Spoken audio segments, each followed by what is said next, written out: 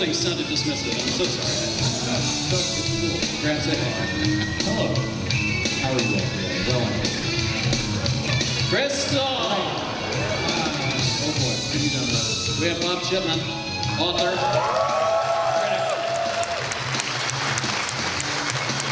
Welcome back, Bob!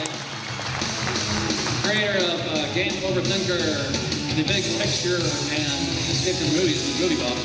Thank you. Sometimes goes by movies. Thank you very much, Russ. My inspiration for this whole talk, really. Don't tell much later. Yhatzee Croshaw.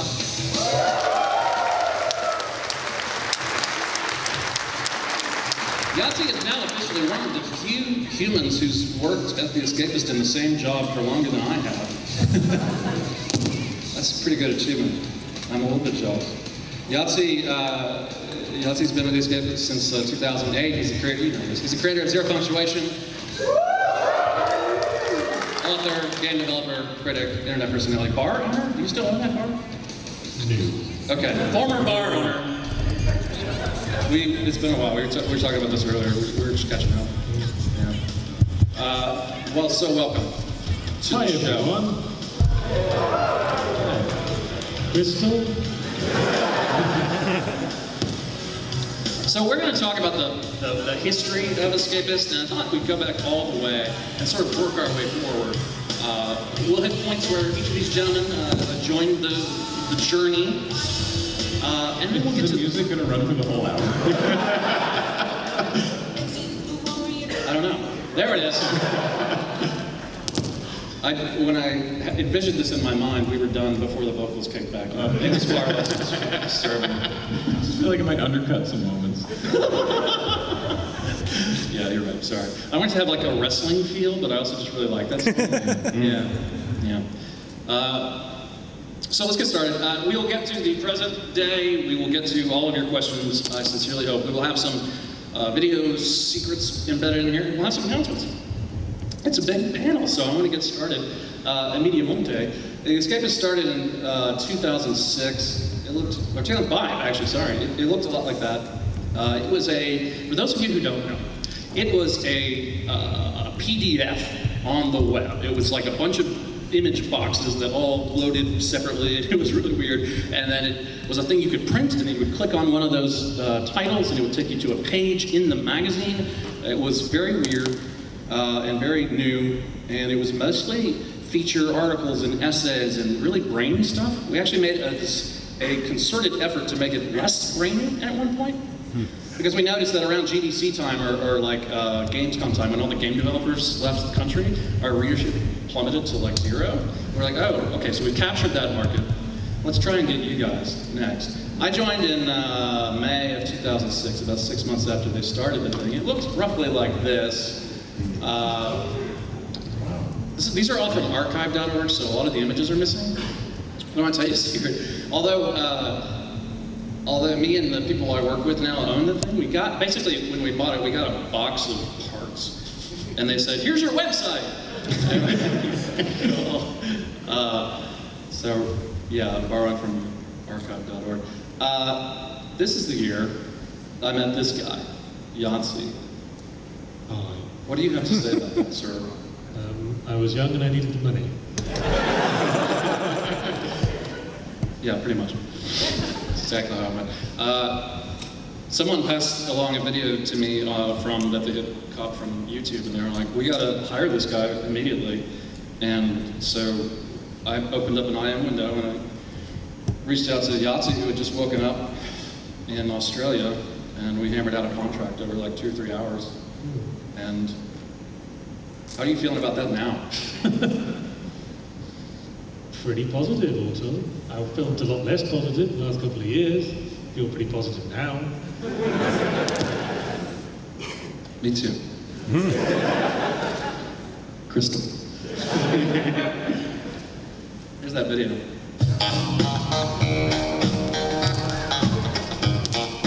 this was back when we used licensed music at the beginning. The Darkness is a horror-themed first-person shooter based on some comic book I've never heard of. The game is by the delightfully named Starbreeze Studios, whose most notable previous title would be The Chronicles of Riddick Escape from Butcher Bay, in which players piloted the claymation Vin Diesel in his ongoing quest to masturbate himself raw in the faces of audiences worldwide. Anyway, the Darkness demo starts with the hero Jackie in the back of the car being driven by some of his Italian mobster friends who have apparently abandoned the mafia's pretense of respectability in order to drive recklessly through the streets at full speed like a pair of gibbering twats. In no time at all, the police find something objectionable about this behaviour and pursue them, prompting a pitched high-speed exchange of gunfire. Jackie, who looks for the world like a cross between Kevin Spacey, Benicio del Toro and Morticia Adams, has handed a shotgun to join in the fun, but the device seems to confuse him and he sits loading shells into it so slowly and carefully you'd think he was assembling a ship in a bottle. Meanwhile, the car is swerving wildly back and forth and bullets are whizzing through the air, and by the time Jackie figures out which end of the gun is which, an almighty crash hurls him from the vehicle and into the actual game.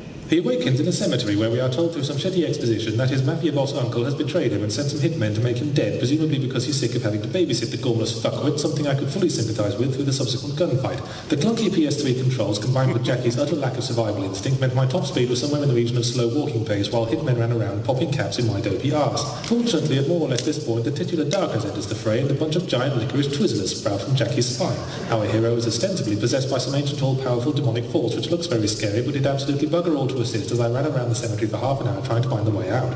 My only useful darkness power at that point was something that allowed me to extrude one of the licorice Twizzlers to explore tight spaces, and I spent most of the time fruitlessly trying to find a way to make it penetrate a flimsy iron gate before discovering that what I was supposed to do was go back to an easily missed white spot on the ground, use it to summon an evil imp, and instruct it to move a thoughtlessly parked car out of the way of one of the cemetery entrances. Let me just reiterate that. The game literally has me summon a multi-fanged, beclawed monstrosity from the depths of hell, not so I can make it enslave the innocent or lay waste to all worldly nations, but so that I can enlist it as my own personal breakdown service. I couldn't play the game for much longer because a short time later I found myself stuck outside another locked gate with no idea how to proceed. The game's only hint to what to do was that I had just unlocked a new darkness power that allowed me to pick up heavy objects. I tried throwing a car at the sealed gate, but lacking a throw button, all I could do was rub it against the metalwork. Then I had the brainwave of setting up a pile of crap to form a staircase to get up onto a nearby roof. But the moment I got up there, I ran headlong into an invisible wall because apparently I wasn't supposed to be doing that. I took my frustrations out on a nearby hobo before saying fuck this shit and doing something else. The Darkness has been getting some pretty good reviews all over the place that use phrases like brilliant storytelling and top-notch presentation, which give me cause to hesitate before I use phrases like monstrous pile of shit. Most of my problem is with the horrible controls, and the mouse and keyboard interface would swiftly fix that. And maybe after the rocky beginning, the game is nothing short of fan-dabby-babulous, but the demo's job was to make me want to buy the full version, and in that regard it's a big dark coffee failure. Personally, at this point I'd only consider buying the full version of The Darkness if it came down to budget price, and they threw in another, better game. And some cake. And Belgium.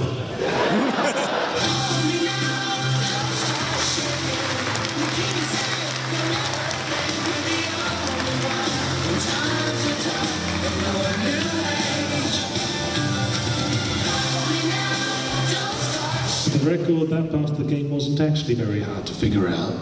I was just being very thick. But don't I sound like a twat in that? I was thinking, I watched that for the first time in probably 10 years, fairly recently, and I was thinking, yeah, you still got it. I haven't watched that in like 10 years. Yeah. Well, that was the very first one I ever saw, and I was like, yeah, okay. Get me this man! So, yeah, Yhatzee joined us. And you have missed maybe 1 or 2 weeks since then, right? Well, I take Christmas off, usually. Yeah. Reliable. Probably the most reliable thing in my life. Other than my beautiful wife. Don't make it something it's not. Well, I was making money doing something I liked, and I wasn't going to go back to office temping, so I was going to move that gravy train for it was worth. That train's still going. Still going. Still going. Thanks to you guys. Kristen.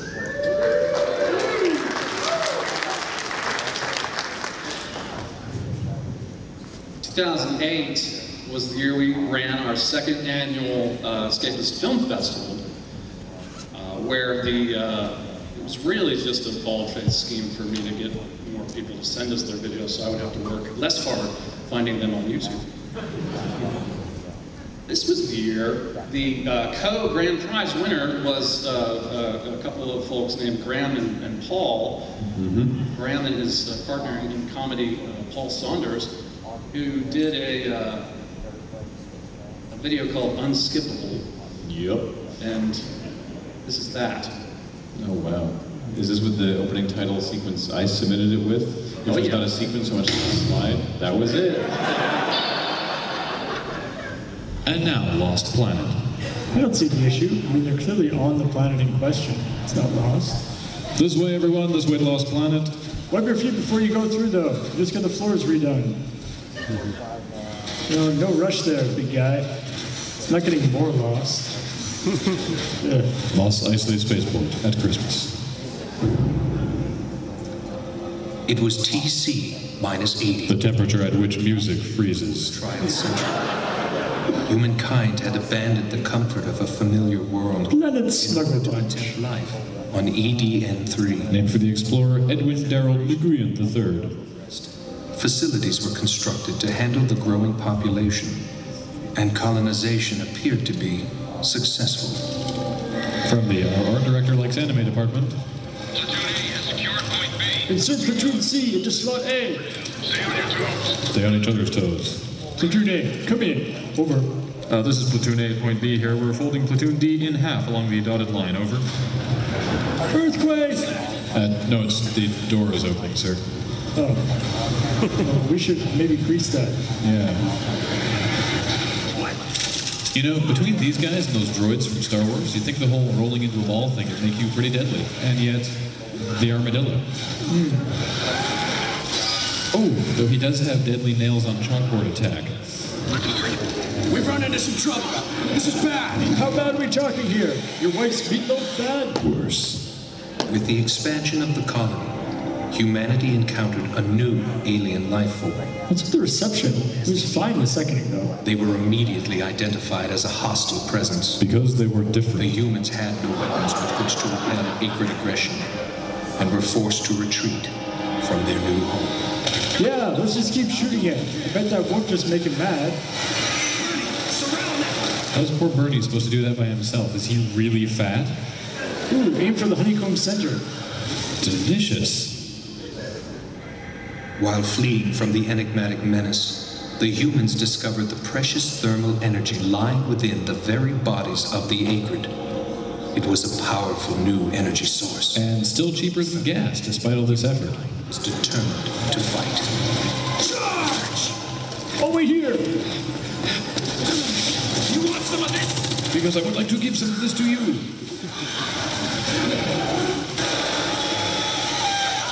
Bernie, no! Oh, no one could surround an acrid like him. I can't stop. No. Damn you, son of a bitch! Hey now, he may be a hideous alien pillbug with a glowing butt, but that doesn't mean he doesn't have feelings. Look, he's trying to make a tentacle friend with your face. Don't dismiss him so casually, you might hurt him. All right, now we need to work on your aim a little bit, okay? The humans developed a weapon capable of fighting back against the acrid scourge. The Vital Suit, or VS. Or V-suit, With VS technology, humanity has returned to EDN-3, where they can deploy even more powerful acronyms. has resumed. We're experimenting the effects of chainsaw on your stomach. My findings will be published in the Journal of Whoop-Ass. Sorry I was late. Better late than never. Better never than on time. We've got Acrid over here. Really? You do? I'm so surprised you have Baker over there, because we haven't seen any over here. Platoon A has encountered hostiles. Platoon B, what's your situation? Once Platoon C folds over point A, we'll have the papered airplane complete, sir. Transform and roll out! I always wanted to say that. It's coming! Back! You know, I miss Bernie. He totally could have surrounded this guy. Big name of chicken with a giant pillbug. Garth! Dad! Fall back. This is no time to be a hero. That time was half an hour ago. Where were you? Understood. Just trying to make robot go. 22 years have passed. 22 long, boring years. The VS has given humanity a means to battle the acrid. But outside of direct combat with the monstrosity, monstrosities. There is no known method of harvesting the precious thermal energy. Explore options for environmentally friendly fuel sources in Lost Planet. There you go.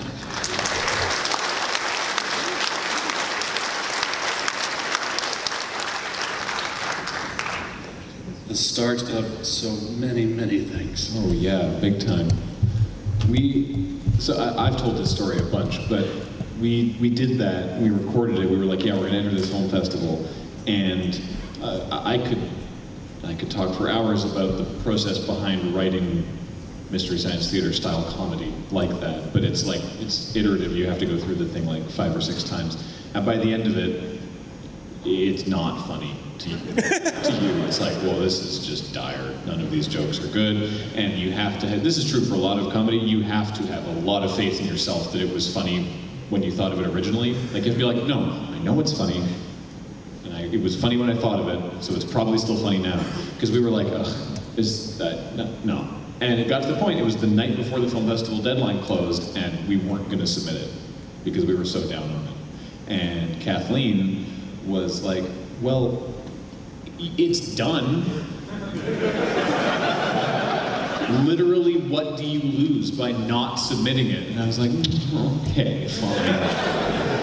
And then I submitted it, and then Russ phoned me at my work doing data entry for what was the equivalent of the DMV in Canada. And was like, the next morning, the contest closed, he phoned me, and I was like, what the hell? And I took the call in the break room, or in the copy room, and he was like, hey, love this, even if you don't win, we want this show. And I was like, oh, I guess it was all right then. So it all worked out. Fax machines were going off behind him. Oh, yeah. I was like, what are you, You can't talk too loudly. Yeah. The Insurance Corporation of British Columbia might be listening. Yeah, not only the start of a business relationship that was at times good and at times less. Graham and I have done many other things together since then. I'm very glad you listened to Kathleen on that one. Yeah, me too. Yeah. She's smart. She's a smart lady. Shouldn't get enough credit for that. Yeah. 2009 was the year. Oh, look how much nicer the website looks. We iterated on that every year for those first few years.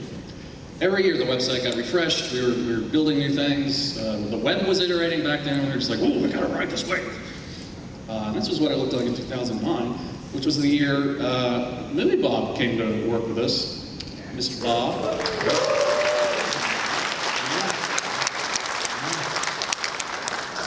Bob had done Game Over Thinker, and he was working for a couple other joints back then.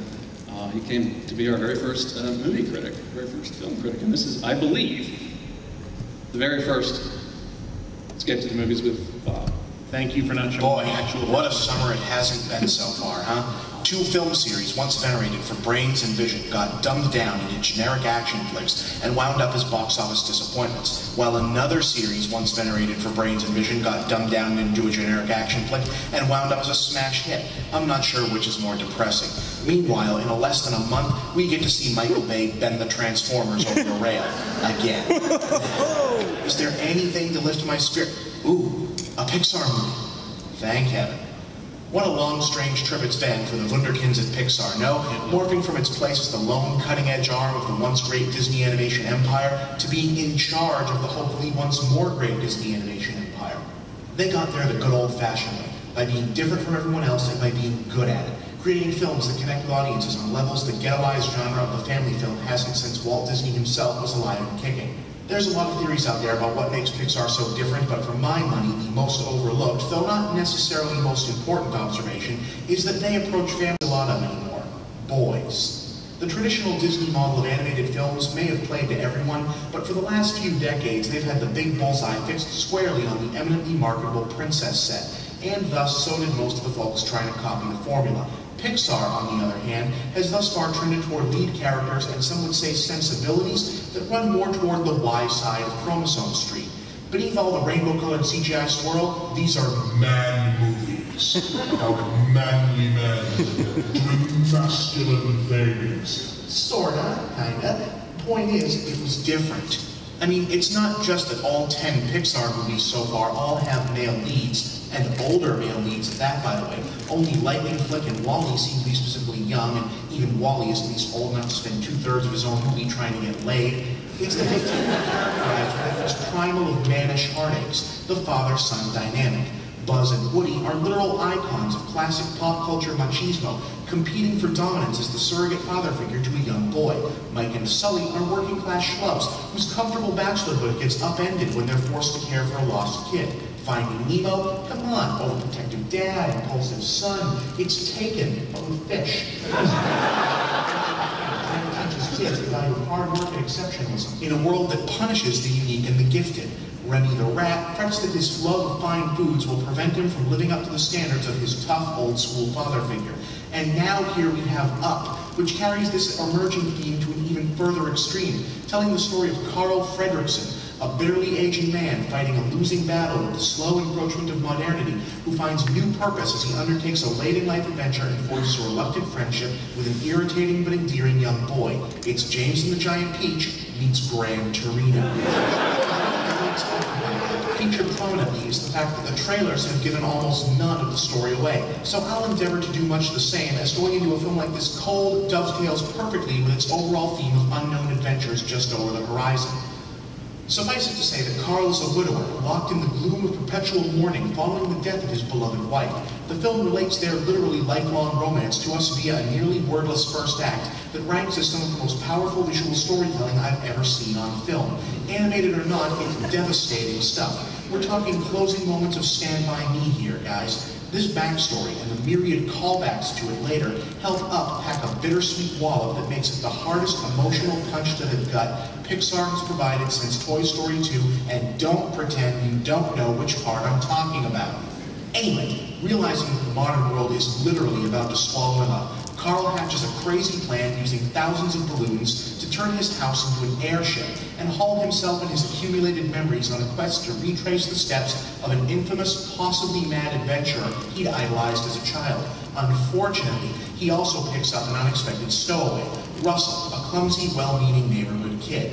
Together, they're plunged into an odyssey that allows Up to display its true colors as a full-bore action-adventure movie that flat-out beats the stuffing out of all this summer's other entries into that genre by pulling off what none of them consistently managed: interesting, likable characters in thrilling situations. As is par for the course with Pixar, the visual and thematic elements of the film, while highly original, also seem to draw for some pretty impressive pedigree. Carl and Russell's exploits are rich with the influences of classic adventure fiction like Jules Verne, Edgar Rice Burroughs, Arthur Conan Doyle, and Rudyard Kipling, but I also detect hints of inspiration from German auteur Werner Herzog, who just recently made a documentary about aerial exploration and who specializes in tales of half-mad, half-brilliant men striking bold stands against the forest primeval. His Fitzcarraldo hauling a steamship over a mountain range isn't all that far removed from Carl Fredricksen and his improbable balloon scheme. Even the film's more grim turns, featuring a villain who serves as a dark parallel to Carl's adventurous spirit, carry with them the sense of seldom-seen depth. When Up detours into the heart of darkness, it does so literally, into Joseph Conrad's heart of darkness, which you may be more familiar with as Apocalypse Now. Up is the quintessential summer movie-going experience, a sprawling, adventurous film of thrilling action, hilarious comedy, real scares, affecting emotional depth. It has the guts to occasionally be profoundly sad, but the skill to parlay that sadness into jump-up-and-cheer moments of reclaimed joy. The sort of experience you used to get from the likes of Indiana Jones, or maybe Frodo Baggins. I don't mean to keep beating that horse, but it bears repeating. Carl Fredricksen, cartoon caricature of a 78-year-old balloon salesman, is here a more effective and involving action hero than Wolverine, Captain Kirk, and John Connor all rolled into one. Folks, I could keep praising this for another hour or more, but I hope you get the idea by now. Look, I know it's a cartoon. I know you might want to dismiss it as a kiddie movie. Don't. This is one of the best films you will see this year. Don't miss it. Oh, one more thing. Parents, just a quick heads up. Your kid's new favorite character is named Doug, and he is awesome.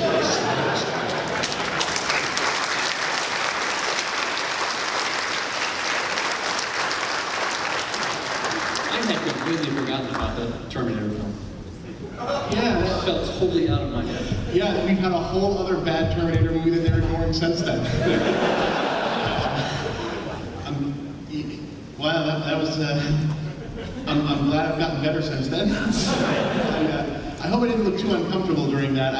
It's not that I don't like my old work, it's just that it's a Pixar movie from 10 years ago, so I'm sitting here like in panic thinking, oh God, I can't remember if I said a bunch of nice stuff about Lasseter or not. Please don't say a bunch of nice stuff about Lasseter. I didn't, so good. Yeah. One of my 8 million favorite things about Bob is that that's a 9-year-old video, but the only thing dated about it now is whatever the hell crappy mic you were using at the time. Mike. Didn't I say after the movie got premiered, didn't I email you and I was like, yeah, I don't know where you found this guy, he's great, his videos are awesome, please make him buy a better microphone. Grab his email, he's like, Russ, we have to talk. I'm like, oh crap, what crap? There's something wrong with your show. No, it's not mine. I was recording my voice onto an MP3 voice recorder used for interviews and uploading those and editing from that because I had no money. My first recording device was a headset I bought in a charity shop for $3 Australian. I think it worked for you because you were talking so quickly you couldn't actually hear any of the artifacting. Yeah.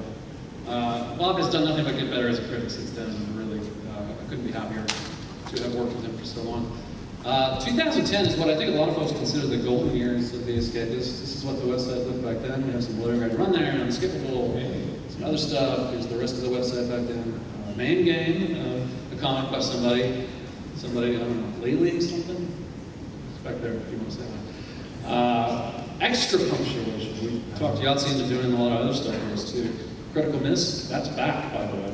If you haven't been to escapistmagazine.com in the last week or so, Critical Miss is back, along with Bob, along with some other folks. This is probably, well, when it started to go bad, I guess, is what we could call this. The website changed, which is nice. A lot of other things changed too. I left in 11, so about a year after this, I left. A lot of people have left by this way. And then a lot of other things happened that I guess we can touch on. I'm sure we'll get to this in questions, and there's some stuff I want to get through before we get to questions. But before I move on from this here, which archive.org doesn't even want to load the images from the website, is there anything any of you want to say about the year 2014? How many of you were actually still working? Yhatzee was still there. Bob, you left in 15.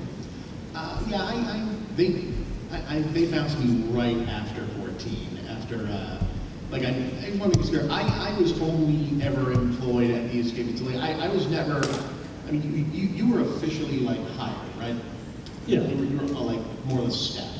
Well, I was still a contractor there. Right, okay, yeah. I was on the same, I was a freelance contractor on a very long contract.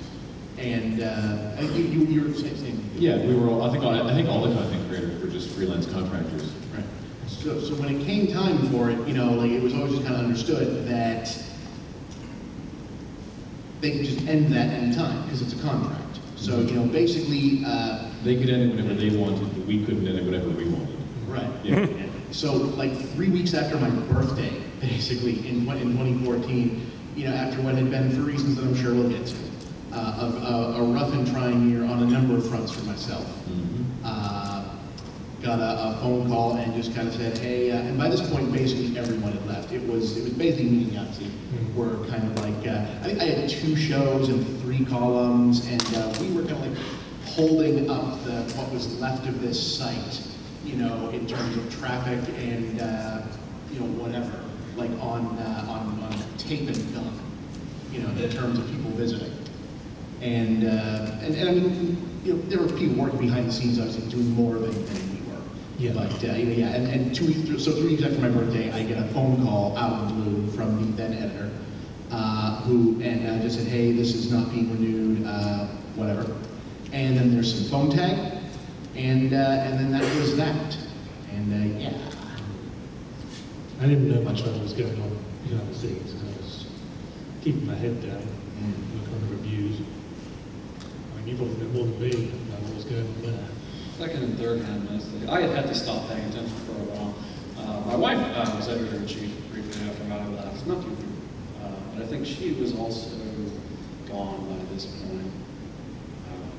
Yeah, we had both really stopped paying attention. Friends of ours, the thing about the Escapist that a lot of people don't know is that it was based in North Carolina, and for a long time it was an office, and everyone worked there. There was 12 or 20 people who worked behind the scenes. And and there's not a lot really in North Carolina, so we tend to hang out with each other a lot. So, even as people left, and it shed people behind the scenes at about the same rate it shed people on the page. And so people would leave, and the next person in line would come up, like a Pez dispenser, really. Another person would leave, and the next person would come up. And so we were down to, only a few Pez's left in 2014. But they were all still people that we knew, so we knew what was going on, even if we didn't really feel great about it. When we left, which I guess was then before Bob, I don't remember the timeline, but if we left before you, then basically it had been over the course of many years that they had been sort of just paying us less and less for the same work.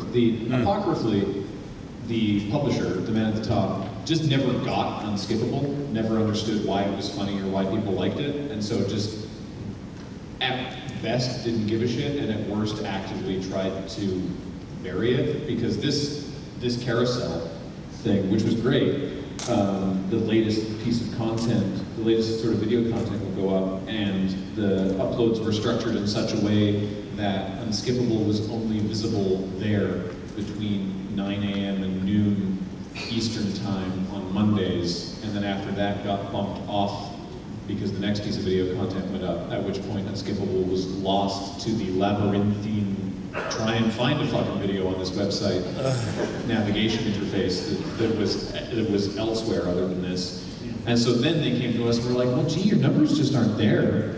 So, how about we pay you this amount for it? And then so we were like, you know what? It's not worth it to us. It's not worth our time to do it for the amount you're offering. So we're just going to stop doing Unskippable. And if we're not going to do Unskippable, looking around at the other stuff you got going on the website right now, we'll just stop feeding up too. We'll do that on our own. Bye.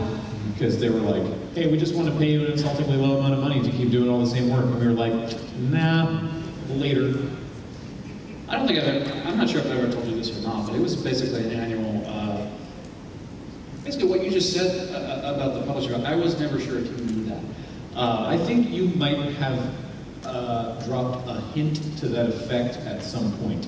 Yeah, it was an annual struggle to keep, even while I was there, to keep y'all around. There was just something about your humor that, and humor's subjective, it's fine. Oh yeah. And I think this speaks to maybe how so much weirdness was allowed to fester there, even though the people actually running the thing didn't support it, right? Because the thing about Escapist, other than we were all worked at Durham, is that the people at the top, one or two people at the top were always kind of nuts.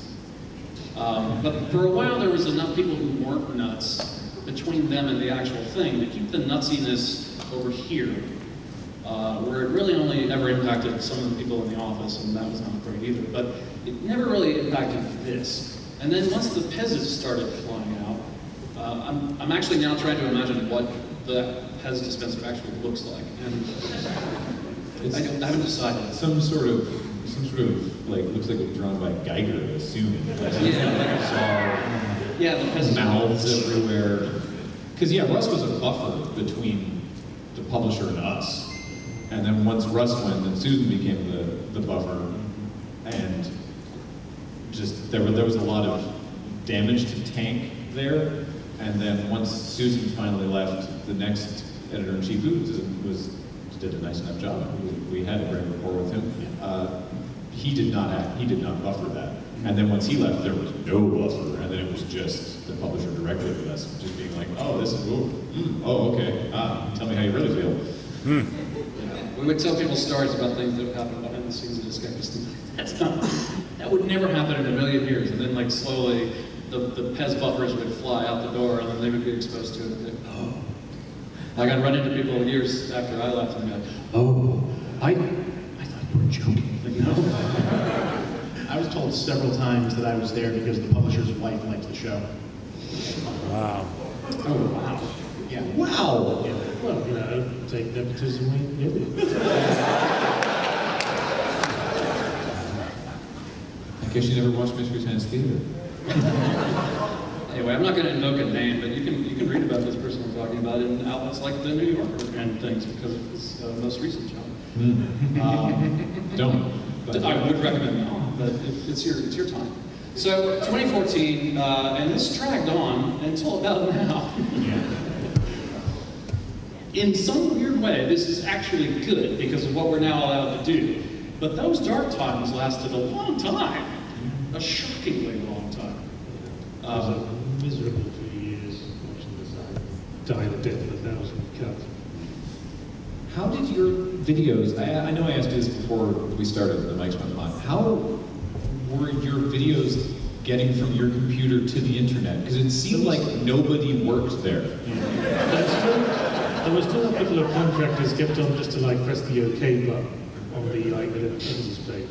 So like the machine had been assembled and you just fed a video in one end and it did its thing and came out the other end with with minimal other interaction from outside sources. Basically. And the person who did the art was still on, but they went to like a year without being paid. A lot of the contractors were still like doing their job just as a favor for me. Jesus. And then when it started, I just like handed a shitty WMV over, and then site wizards would magic it into what went out on the site. And by the end, well currently, I'm having to do all the video processing. I have to make the YouTube version, Facebook version, upload them all myself. I add most of the metadata myself and all that. Yeah, we're still staffing back up. I'm actually talking to somebody right now who's going to come on and hopefully take over a lot of the video stuff. And when I can announce that, that'll be very exciting, both for me and for y'all, because very big name person I'm excited to work with. The thing about the technology was always one of the heroes of the site. The people who built that built it very robustly. So what we actually inherited, so in 17, let me wrap this story up. In 17, if you want questions, you're going to have we want to get to questions. Okay, well anyway, I bought it. Not me. I mean, I partnered with people, and then we bought it. And anyway, what's the next slide? Oh, yeah! So I heard that it was dying, that they had fired everybody. This was November of last year, that they fired even the volunteer moderators, which I'm not even sure how you can do that. But somehow they figured it out, and they did. And so I started raising money and talking to people about buying them, because just for me, I had moved on to other things, and I was excited about that. Really excited about that. But I didn't want that weirdness to be the end of the Escapist. To me, that was always a place that meant something, and I wanted it to mean something again before it completely went away. Long story short, I partnered with some incredible human beings out of Canada. I now work for them. I now help them run their company.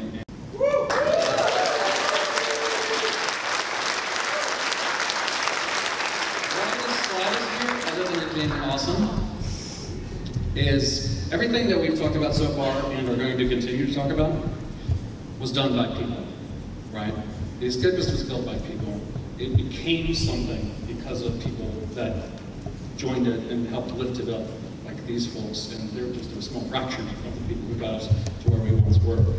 And then all the bad things that happened afterward were done by people. And I've talked to a lot of folks out there who are very skeptical about what we can do with the Escapists. Skeptical about why we would want to. And what I have to say about that is that all of the bad things were done by people, and they can be undone by people. And it really only requires one or two people to stand up and say, hey, we're going to do this. And then other people will come and say, you know what? Yeah, okay. And then more people come. And then Yhatzee was there the whole time, man. If he could stay with zero training, zero weapons, why don't you put him in charge? No, I'm kidding. He had tons of training. I'm just being stupid. Yhatzee's back. Bob is back. Seamus is back. Corey and Gray are back. There's some guys named Alan and Adam and Mike who you're going to meet soon.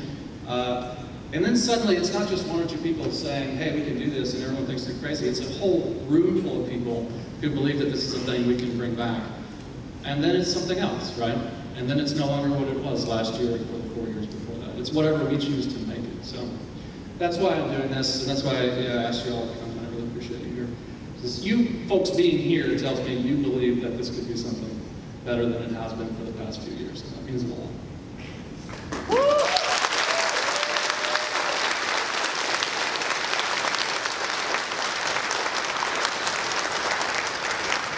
They couldn't get my laptop to work with the thing, so I don't have my notes, and I just flung that. I have no idea if that made any sense, what I just said. This is what's going to look like. Ooh, nice. You people are the first human beings outside of a circle of about 6 or 7 other people who've seen this. We're committed to rebuilding this thing. We're working on a new website. Is that a piece of broccoli at the top? And a piece of broccoli at the top? Yes. Because we feel that the Escapist symbolizes vegetables no one likes. But if you know what's good for you, you'll eat it. Nice recovery. It's the coffee.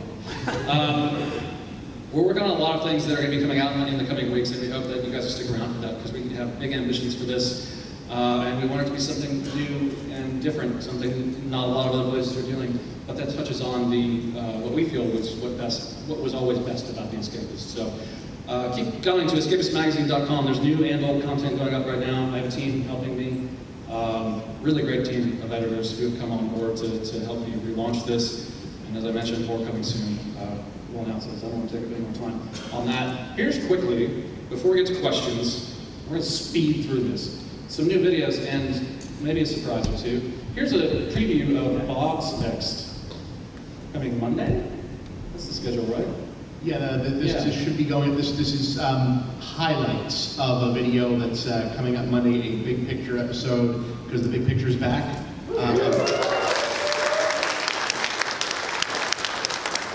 This is about Pickle Rick. Oh, for the good old days when wearing your obscure retro nostalgia t-shirt in public might only make folks think you were likely to spend Friday night alone, and not spending Friday night alone stockpiling InfoWars rations and cyber-stalking the third-build female lead from The Last Jedi off of social media. My experience being embarrassed of my fandom of late is that I am a huge fan of Rick and Morty, but I keep having to promise to people that I'm not an asshole because of that. You know what I am? The kind of Dr. House character fanboy culture is always too eager to fall in love with, deconstructing the hero narrative, but Rick and Morty skips the whole, well, maybe Walter White is just a regular Joe Schmo who got dealt a bad hand baked, and skips right to the, oh, this guy may have always been a monster waiting to come out switch, teased fanboys with the irresistible prospect of seeing Rick basically defeat the Avengers, but instead delivered a whole episode about a Rick-constructed death maze being really easy for Morty to solve, because it turns out Rick is always making the same quote-unquote important points to him with his puzzles, browsing about the same tedious hang-ups as any other boring old guy. What the hell is Israel? It's just something Rick starts talking about when he's blackout drunk. In what way? Like, what's my point? Might actually be the problem. Rick and Morty is too smart for a lot of Rick and Morty fans. Oh my god. Welcome to the club, pal. Insightful to human nature, hilariously absurd, unnervingly dark, but what it's not is a triumphant heroic turn for Rick. Pickle Rick! You're watching someone with the brains and skill to do this thing, do it out of cowardice, blunder into a near-death situation, and waste his skills and talents barely getting out of it alive so he can go crawling back to the thing he ran away from in the first place. A miniature epic of heady, stubborn failure.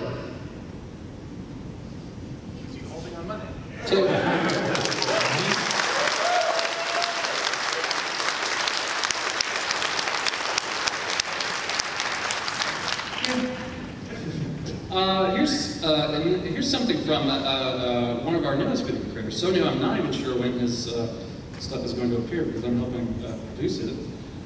Oh, hey, it's Victor Lucas. Hey! Hey, PAX, it's Victor Lucas. You may know me from my years of playing veterinarians on soap operas on TV, but I'm very excited to be joining forces with the mighty Russ Pitts and his incredible team at The Escapist to build you a brand new interview series. I can't wait to reveal more, but I just want you to know I'm sorry that I can't be there. I'm at Fan Expo in Toronto this weekend, but I'm with you in spirit, and I'm so excited to be collaborating with Russ and his team at The Escapist. We're going to build something really, really fun for you, so stay tuned.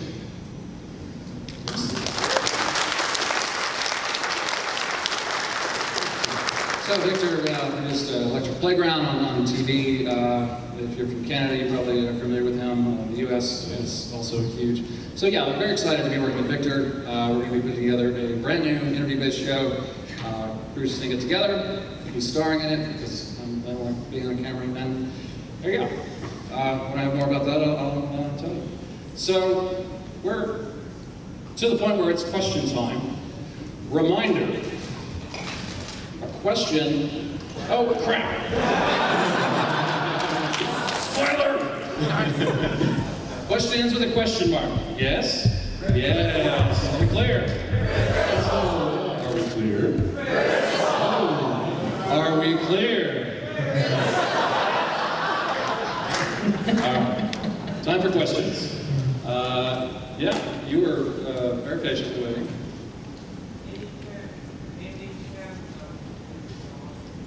Do we have this mic on over here? One sec, he's looking into it. Oh. Tap it really loudly to love that. No, please.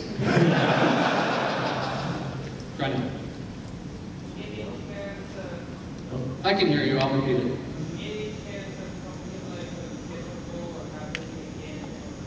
Question was, is there any chance of something like Unskippable happening again? Wow! I think it works. Thank you. THX. Punt that to Graham. So after many years of not doing Unskippable, we got antsy for it, and we started a show called Running Start, which we were doing on our own because the Escapist still owns the name Unskippable, and it was sort of like a tweaked version of that, where because games have got wise to what we were doing. I don't think we were responsible, but I like to claim partial responsibility. The games didn't tend to start with like 6 minutes of uninterruptible cinematic, so by the end of Unskippable, it was getting harder and harder to find games for that. So Running Start was this show that we did where we played like the first half hour, 45 minutes of a game and then edited it down into like a 15-minute sort of thing, so we still got to do all the riffs and whatnot, but it was a different sort of format. And we had a lot of fun with that, and we haven't produced an episode of that in over a year because we're too busy to do anything else. And Russ and I have been talking for a while now, and it's just, I have nothing to announce at this time. Yeah, we have a panel of our own tonight in 4 hours in this very room, and if you want to see what some of that is. But yeah, we just don't have the bandwidth to do anything with the new Escapist at the moment. Yeah. Sorry. Most of these guys have actually been in I've been talking to them for almost as long as I've been working on bringing the Escapist back, so that's an ongoing conversation. Believe me, no one is more curious to find out when Graham will be less busy than I am. But no, you know, I didn't actually know you were involved with the company buying Escapist until you posted that article on Medium. I couldn't tell you because you still work there. So the thing about, the thing about like trying to buy a thing is that you're not supposed to talk to the people who work there because like you could like influence, you know, it's like Reagan, I'm sorry, not Reagan, it's like Nixon talking to Vietnam before the election. You're not supposed to do that stuff. Okay, that's an old reference, I don't blame you. Yeah, it's like Trump talking to Russia. Oh yeah, that one's still being litigated. See, you're not supposed to talk about that stuff. Yes, sir.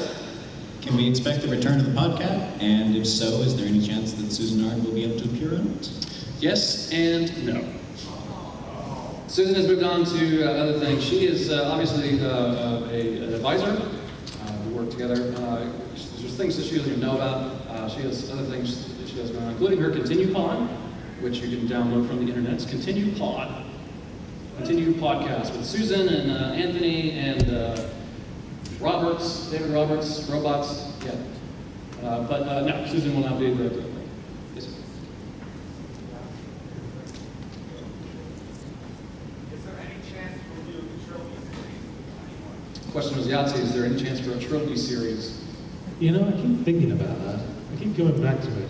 I don't know if anyone's read my most recent book. Well, who listened to my most recent book, because it's currently still audiobook only. But you know, that made me think about my old horror adventure games again. Because it was sort of a follow-up to those, but a comedy. And, you know, and get weird about it. So I had an idea knocked around my head for a while now about a new, like, children matching game. But I think I want to work with an artist this time. For the obvious reasons. But you know, the newcomers by the Escapist, they have an interest in game publishing, so I actually had a trailer for Hatfall 2 that we can't show you. Yeah, we're going to try to wedge it into the thing, but the laptop business thing. We'll figure it out. You'll see that. Yeah. So I'm still keen on making games, and you could be keen to support me in that. Knowing that you're interested, we'll encourage you to. Yes, sir. Wait, am I right? I was here? Yeah, yes, sir. Yhatzee, I'd like to listen to your ramble about the games industry as a whole. That's a statement. Is that punctuation coming back? There you go. See, you know, it was during that whole miserable time when everything was getting cut off. I used to do like at least one other video series. I did videos with Jim Sterling for a while. Most recently I did a series called Judging by the Cover. And one by one, you know, because I was feeling so bad about how the industry was going, one by one all my things started being dropped. So extra punctuation went from weekly to fortnightly. I think part of that was because I was feeling, but part of that as well was that after doing that column for years, I was really starting to feel like I was repeating myself.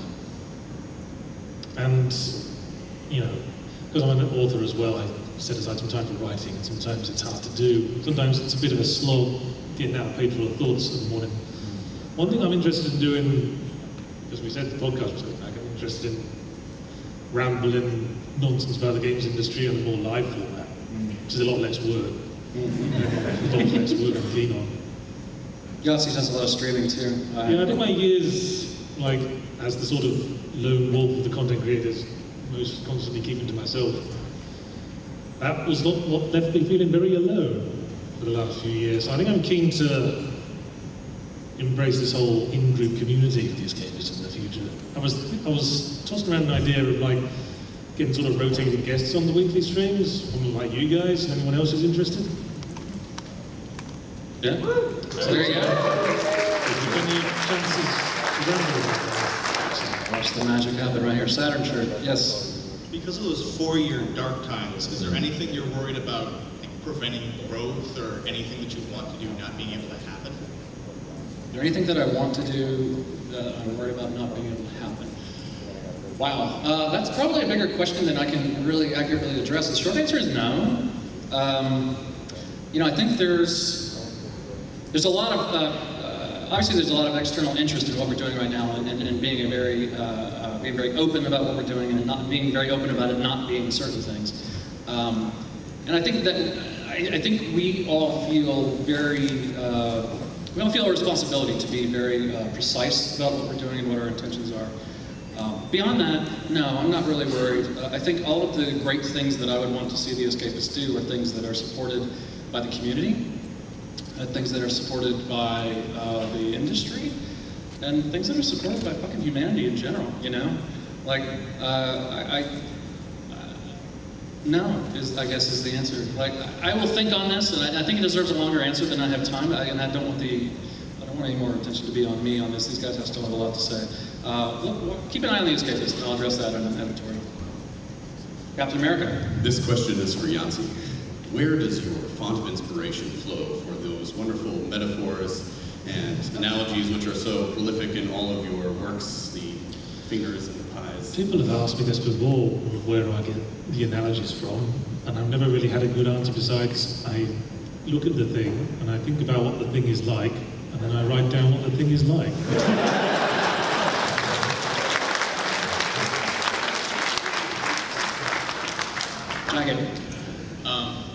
What's the revenue model for the new Escapist going to be? Is it 100% ad-supported, or will there be paywalls?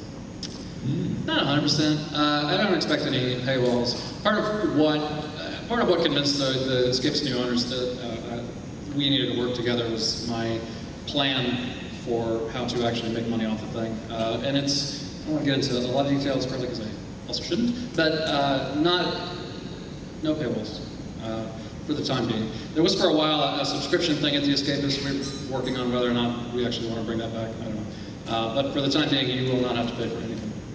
You can charge to be unbanned from the forum. Yeah, you can charge to be on. Yeah, we can charge you to be on Man from the Forum, but some people I probably wouldn't even take money for that. Which is something awful. Yeah, we're also planning to experiment with some crowdfunded options to generate new and different types of content, things that you all want to see more of. If we have no other way to fund it, we may ask that you contribute to that. But that will be a rare instance. Yes, sir. All right, yeah, big fan. My question is mainly for the reviewers, critiquers, I guess, in a way that's all of you. Has there ever been a time when you did a 180 on a critique or review, something that really stands out? And for Bob, why is that Zack Snyder's Sucker Punch?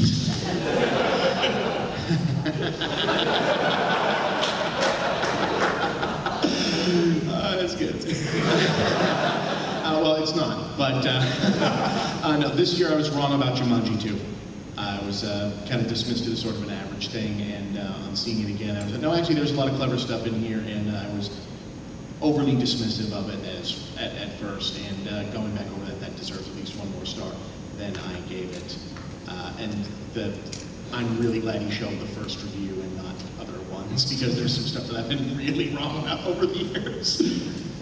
Well, I think Dark Souls is the big one for me, the big 180 I took. Because ages ago I did a review for Demon's Souls in which I complained that it was too hard. And I played Dark Souls like a bit when it first came out, and it just felt like a similar experience. It just felt like a big wall. I think I said in my eventual review of Dark Souls was like walking around a big room full of rakes. And everywhere you go, you just get a rake in the face. But what changed was I watched, I listened to people talk about it. I watched some Let's Plays of it. I don't know if you know your Let's Players. I watched a Geops Let's Play on YouTube. He was one of the Something Awful Let's Players back when Let's Play was just a Something Awful thing. And that made me take another look at it. And I quickly went, oh right, this kicks out. So they're telling me time, so here's what I want to do. I want to break convention right now. I want you all three to imagine a question was asked. A question we may not have gotten to, a question that you feel is worth addressing in the room, and then answer it. You have a couple of seconds, go.